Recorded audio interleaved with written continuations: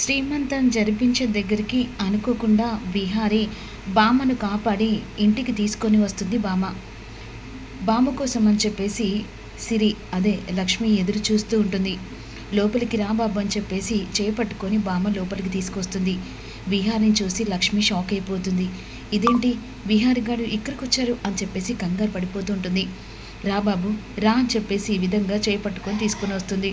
చుట్టుపక్కల ముత్తైదులందరూ ఏంటి ఇలా పచ్చి తాగుబోతును ఇంట్లోకి తీసుకొచ్చింది బామ్మ అని వాళ్ళు మాట్లాడుకుంటూ ఉంటారు. రా బాబు రా, నా మనవరాలి శ్రీమంతం, నీ చల్లని చేతులతో నా మనవరాల్ని దీవించు అని విధంగా అంటుండగా ఇక చుట్టుపక్కల వారందరూ విహారి తాగి ఉంటాడు కదా, కాస్త వాళ్ళ ముందుకు అలా దూరంగా వెళ్ళిపోతాడు. భయం కొద్దీ వాళ్ళు కాస్త వెనకడిగేస్తారు.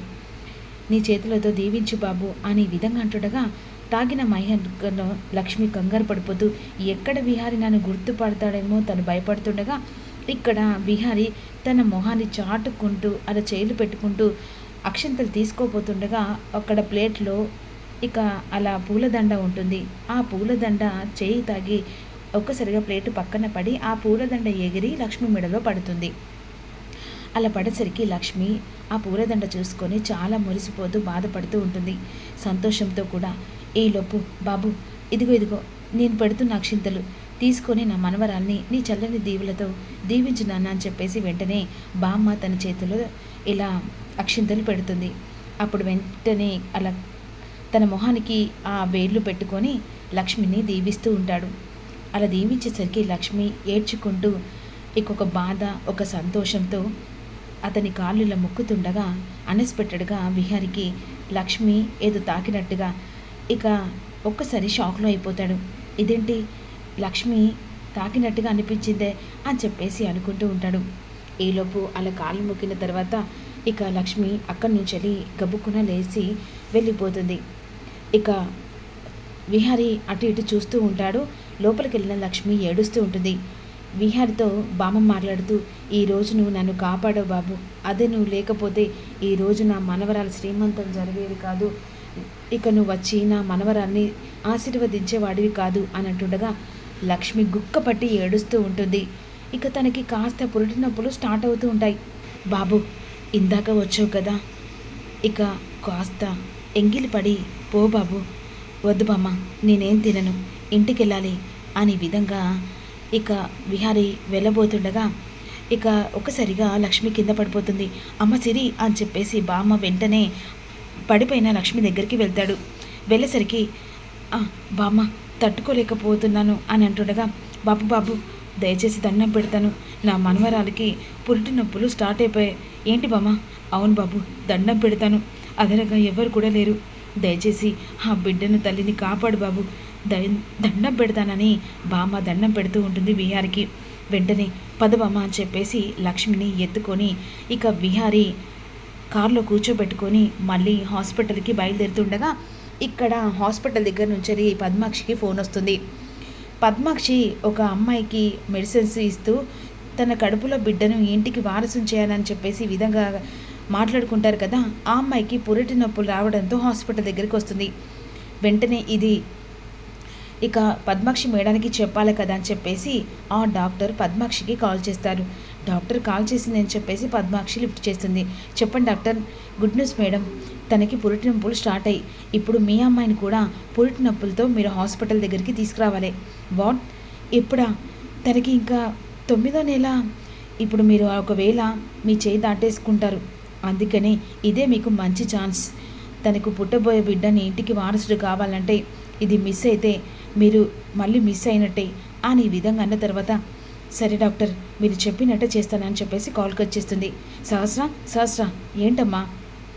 అమ్మ ఈ కడుపు పెట్టుకోవడం ఏంటో కానీ నాకైతే ఇరిటేట్గా అవుతుంది. అత్తయ్యకు అందరికీ కళ్ళు కప్పి ఇదేంటో నా తలతాత అని ఈ విధంగా అంటుండగా ఇదంతా కాదే, ఇప్పుడు ఏకంగా నీకు నొప్పులు వచ్చినట్టు స్టార్ట్ చేయాలి. ఏంటమ్మా? అవునే, అక్కడ మనం టాబ్లెట్లు వాడిస్తున్నాం కదా, తనకి ఆల్రెడీ పురిటి నొప్పులు వచ్చి హాస్పిటల్కి వచ్చిందట. వెంటనే మనం వెళ్తేనే ఇక్కడ నొప్పులతో స్టార్ట్ అయ్యి మనం వెళ్తేనే అక్కడ ఆల్రెడీ ఆ బిడ్డను కని నీ పక్కలో పెడితేనే ఇక ఇంటి వారసుడు అని చెప్పేసి మనం అందరిని నమ్మించవచ్చు కదనే అని విధంగా మాట్లాడుతుండగా పండు వింటాడు. ఏంటి సహస్రమ్మకు అసలు పిల్లలు పుట్టకుండా వేరే పిల్లని అంటే వీళ్ళు నాటకం ఆడుతున్నారా? ఇప్పుడు అన్‌ఎక్స్‌పెక్టెడ్‌గా పురిటి నొప్పులు రావడమేంటమ్మా? అసలు అది ఎలా వస్తుందో కూడా తెలియదు అని అంటుండగా పండు ఆశ్చర్యంగా అసలు వీళ్ళు విహారి బాబును, యమునమ్మను ఏదో నమ్మిచ్చి మోసం చేస్తున్నారు. అసలు అమ్మగారికి ప్రెగ్నెన్సీ కానే కాదు. ఎవరినో బాబుని తీసుకొచ్చి సహస్రమ్మ పక్కన వేయడానికి ఇదంతా నాటకం ఆడుతున్నారా? లక్ష్మమ్మని ఈ ఇంటికి వారసునిస్తుందా? అంటే ఇదంతా కావాలని పద్మాక్షమ్మ సహస్రమ్మ ఆడుతున్న నాటకమా అని పండు వినిపోతే షాక్ అయిపోతాడు. ఈలోపు త్వరగా కానివే, మళ్ళీ టైం అయితే ఇక లేనిపోని క్వశ్చన్స్తో అనే విధంగా అనేసరికి అలసిపెట్టాడుగా అమ్మ నొప్పులేస్తుందమ్మా అనేసరికి వదిన అని వసుధ అందని చెప్పేసి పిలుస్తూ ఉంటుంది. ఏంటక్క ఇగో సహస్రకు పురిటి నొప్పులు స్టార్ట్ అయ్యి. అవునా వదిన, సహస్ర పైన ఉంది, త్వరగా రండి. సహస్ర అత్తయ్య చాలా పెయిన్స్ వస్తున్నాయి, తట్టుకోలేకపోతున్నాను. వదిన పద వదిన, హాస్పిటల్కి నేను తీసుకెళ్తాను, నువ్వు ఏదైనా తీసుకొని వస్తావా అని అంటుండగా లేదు యమునా నేను వెళ్తాను. లేదు వదిన, నువ్వు నాకెందుకు భయంగా ఉంది, సహస్రం తీసుకొని నేను వెళ్తానని చెప్పేసి వెంటనే సహస్ర, పద్మాక్షి అందరూ కలిసి హాస్పిటల్ దగ్గరికి వెళ్తారు. ఇదేంటి అసలు సహస్రమ్మకు కడుపులో బిడ్డ ఉందా? వీళ్ళు ఎందుకు నాటకం ఆడుతున్నారు? ఎవరిని నమ్మించి మోసం చేయడానికి? ఇప్పుడు ఈ విషయం చెప్తా ఎవ్వరు నమ్మరు. అయ్యో భగవంత, ఏంటి మా బాబును లక్ష్మమ్మ తలరాత అని పండు ఆశ్చర్యంగా ఆలోచిస్తూ ఉంటారు. ఈలోపు ఇక వెంటనే అదే హాస్పిటల్కి లక్ష్మిని ఎత్తుకొని విహారి లోపలికి లక్ష్మిని తీసుకొని వస్తుండగా అదే హాస్పిటల్కి కారులో నుంచి ఇక యమున సహస్రం తీసుకొని హాస్పిటల్కి వస్తుంది. స్ట్రెచ్చర్ మీద పడుకోబెడుతుండగా చైర్లో కూర్చోబెట్టాలని చెప్పేసి ఇక సహస్రను చైర్లో కూర్చోబెట్టుకొని తీసుకొని వెళ్తుండగా అదే హాస్పిటల్లో విహారి లక్ష్మిని ఎత్తుకొని ఇక లోపలికి తీసుకెళ్లాలని కాస్త మైకంలో ఉంటాడు. కానీ లక్ష్మి అని గుర్తుపట్టడు, తనకి పెయిన్స్ వస్తూ ఉంటాయి. అదే రూమ్లో అదే హాస్పిటల్లో బెడ్ బై బెడ్ మీద ఒకరు, ఈ బెడ్లో అంటే ఒక రూమ్లో సహస్ర అయితే ఇంకో రూమ్లో లక్ష్మి.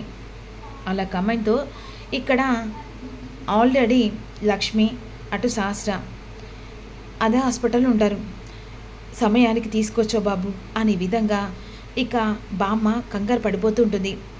డాక్టర్లు లోపలికి వెళ్ళిన తర్వాత అమ్మ తన కండిషన్ చాలా సీరియస్గా ఉంది, కడుపులో బిడ్డ అడ్డం తిరిగారు, అంతేకాకుండా ఇప్పుడు మీరు సంతకం పెడితేనే తనకి ఆపరేషన్ చేయాలి అని డాక్టర్ చెప్పేసరికి నేను సంతకం పెడతాను అని అంటుండగా నీ సంతకం చెల్లదమ్మా, మీ తరపున ఎవరైనా సంతకం పెడితేనే ఇది చెల్లుతుంది, భర్త లేకపోతే రిలేషన్స్ అని అన్న తర్వాత నేను నా మనవరాలే, అదమ్మా నీతో పాటుగా ఇంకొకరు సంతకం పెట్టాలి, తన కడుపులో బిడ్డ ఏ క్షణమైనా ఏదైనా కూడా మాకు సంబంధం లేదు అని డాక్టర్ అనేసరికి ఆ మాటలు విని ఇక బామ్మ ఏడుస్తూ ఉంటుంది.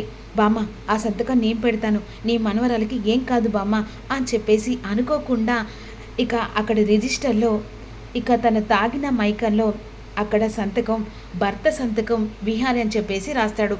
ఆల్రెడీ అందులో సీరియా అని రాసి ఉంటుంది, తన ఫోటో కూడా ఉంటుంది. ఇక లక్ష్మి ఫోటో ఉన్న తర్వాత భర్తగా విహారి సంతకం పెట్టిన తర్వాత ఇక్కడ ఆల్రెడీ సిజరింగ్ చేస్తుండగా ఇక్కడ విహారి అటు పక్కన అంటే ఒక పక్కన బై ఒక పక్కన ఉంటాడు, ఇటు యమున ఉంటుంది. ఇక్కడ సహస్ర మాత్రం ఆ బెడ్ మీద పండ్లు తినుకుంటూ ఉంటుంది. లోపల డాక్టర్లు కాస్త కంగారుతో నాటకం ఆడుతుండగా ఇక సహస్ర తరపున పిల్లలు పుట్టాలని చెప్పేసి ఒక ఆవిడకు మందులు వాడుతుంటారు కదా, ఆమె అక్కడ ఆల్రెడీ తనకి ఆపరేషన్ జరుగుతూ ఉంటుంది. అక్కడ బాబు పుడతాడు. ప్లస్ బాబు పుట్టిన తర్వాత అదే సమయానికి ఇక్కడ కూడా బాబు పుట్టేస్తాడు. ఇక్కడ బాబు బంగారం పుత్తడి బొమ్మలా ఉంటాడు. ఇక్కడ బాబు పుట్టాడు కానీ ఆ బాబు చనిపోతాడన్నమాట.